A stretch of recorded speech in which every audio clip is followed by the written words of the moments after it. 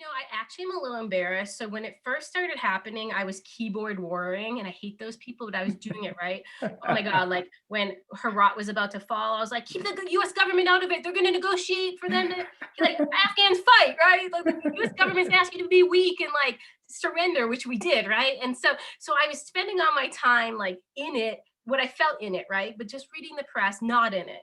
And I was complaining about it, and I was like, oh my God, like the next city's gonna fall. Like I just knew Taliban's taking it in days.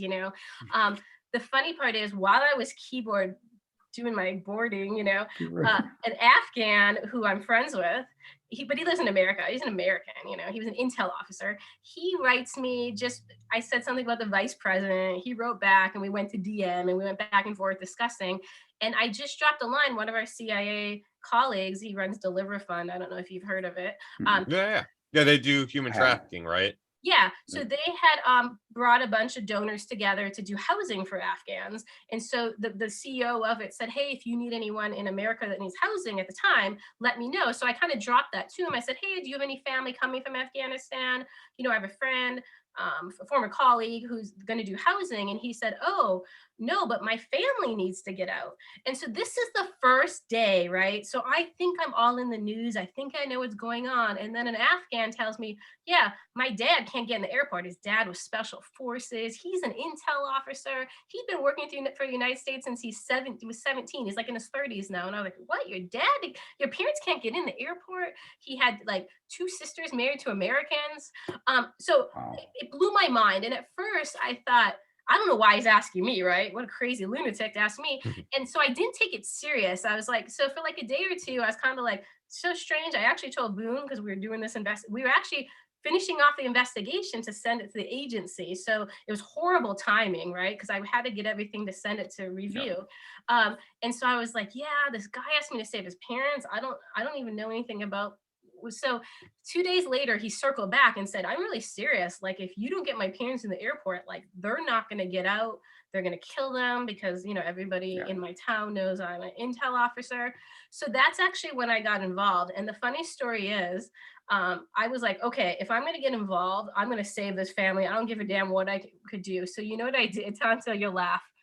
I call Erik Prince. Oh my! Oh no! Well, because I was like, who do I call? Who in America? Because I knew nothing about saving people. Like I know how to save our own people, but I don't know how to save like random people from a country. So I called him up, and I didn't know him. I knew we're in the same circles, but he's like up here in the circles, and I'm down here in the circles.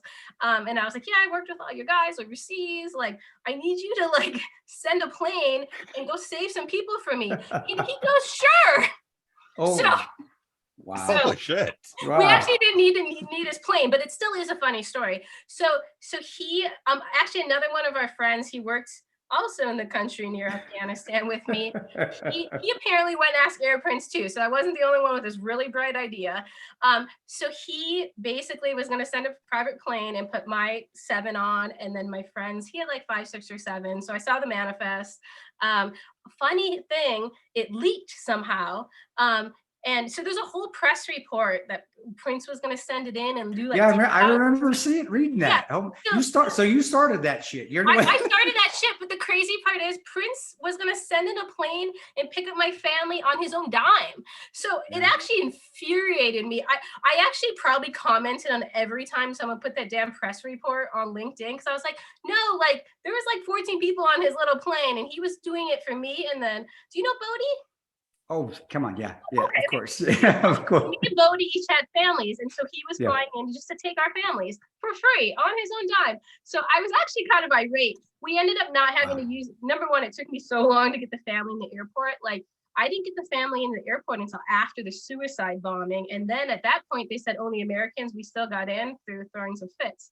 But so when we got in the airport, it's crazy because everybody was volunteering in Afghanistan at that time, because by that time, people were like finding out the truth, at least in our circles.